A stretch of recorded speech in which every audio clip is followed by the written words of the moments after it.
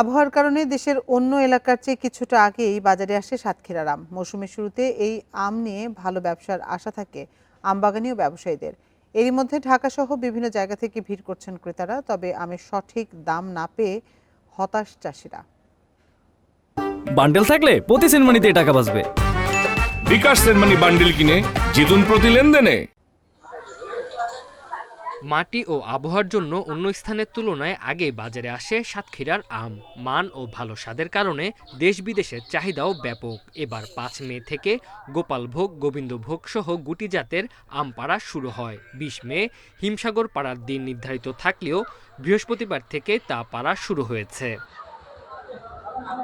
সুলতানপুর বড় বাজারে গোপালভোগ, গোবিন্দভোগ ও হিমসাগর আম বিক্রি হচ্ছে প্রতি মণ ১৬০০ থেকে ১৮০০ টাকায়। এই দামে উৎপাদন খরচ তোলায় কঠিন হয়ে পড়েছে চাষিদের। ১ লাখ টাকার বাগানে ৩০,০০০ টাকা তুলতে পারছি না, তো এই করে তো আম মাসে কি একদম সব শেষ হয়ে গেছে। আম আছে কোনো ব্যাপারই নাই, পাইকার নাই, যার কারণে আম ৩,০০০ টাকা বেচা বর্তমানে এখন দাম হচ্ছে ১৪০০ টাকা। বেলতলা বাজারে কালকেও আম প্রচুর পরিমাণে হয়েছে।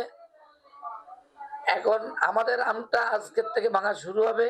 আল্লাহ ভালো করলে এখানে ব্যাপারী পত্র দেখা যাক কতদূর কি উঠবে কিনা। আম চাষিদের লাভবান করতে সহজ শর্তে ঋণের ব্যবস্থা করা গেলে ফরিয়াদ না তাদের। এতে বড় লোকসান থেকে তারা রক্ষা পাবেন বলে জানান কৃষি কর্মকর্তা। আমার মনে হয় কৃষকরা যদি একটু দীর্ঘদিন আমগুলো পারেন এবং বাজারে যদি সরবরাহটা কম থাকে, কৃষকরা ভালো দাম পাবেন। আর আমরা কৃষকদের সহযোগিতার জন্য আমাদের ঊর্ধ্বতন কর্তৃপক্ষকে জানিয়েছি যে কৃষকদেরকে সহজ শর্তে ঋণ এবং প্রণোদনার যদি ব্যবস্থা করা যায়, তাহলে আমাদের যে ফড়িয়ারা আছে এবং আমাদের যে দাদন নির্ভর ব্যবসা আছে সেটা কমে যাবে।